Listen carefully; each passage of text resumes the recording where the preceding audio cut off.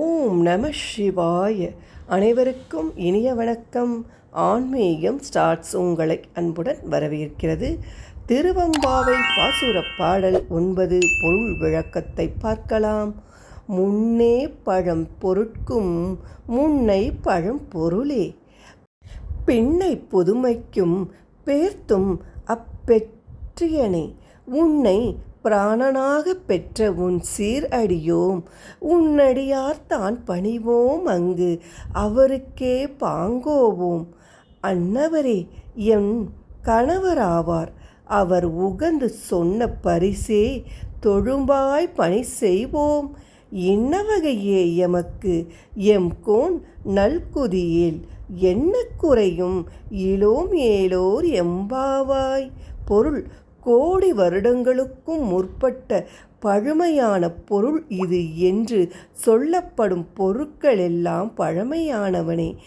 இன்னும் லட்சம் ஆண்டுகள் கழித்து இப்படித்தான் இருக்கும் இந்த உலகம் என்று கணிக்கப்படும் புதுமைக்கெல்லாம் புதுமையான சிவனே, உன்னை தலைவனாக கொண்ட நாங்கள் உனது அடியார்களுக்கு மட்டுமே பணிவோம், அவர்களுக்கே தொண்டு செய்வோம்.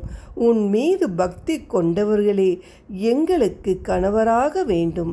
அவர்கள் இடும் கட்டளையை எங்களுக்கு கிடைத்த பரிசாக கருதி மிகவும் கீழ்ப்படிதலுடன் பணி செய்வோம். இந்த பிரார்த்தனையை மட்டும் நீ ஏற்றுக்கொண்டால் எங்களுக்கு எந்த குறையும் இல்லை என்ற நிலையை பெறுவோம்.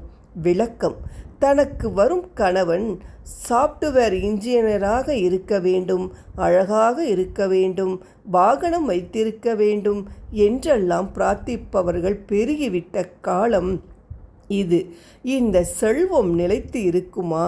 இந்த செல்வத்துக்கு சொந்தக்காரர்கள் ஒழுக்க சீரலாக இருப்பார்களா? பக்திமான் ஒருவன் எனக்கு கணவனாக வேண்டும் என்று கேட்பவர்கள் விரல் விட்டு எண்ணும் அளவில்லாதது இன்று இருக்கின்றார்களா? அன்றைய பெண்கள் தங்கள் கணவன் பக்திமானாக அமைய வேண்டுமென விரும்பினர். அதை இறைவனிடம் கேட்டனர். செல்வ சீமான்களால் சிம்மதியை தர முடியாது. பக்திமான்களை மணந்தால் எளிய வாழ்க்கை அமையலாம். ஆனால் அதில் இருக்கும் மன நிம்மதி யாருக்கு கிடைக்கும் என்பது இந்த பாடலின் உட்கருத்து. நாளைக்கு திருவம்பாவையில் 10ஆம் பாடலில் பார்க்கலாம்.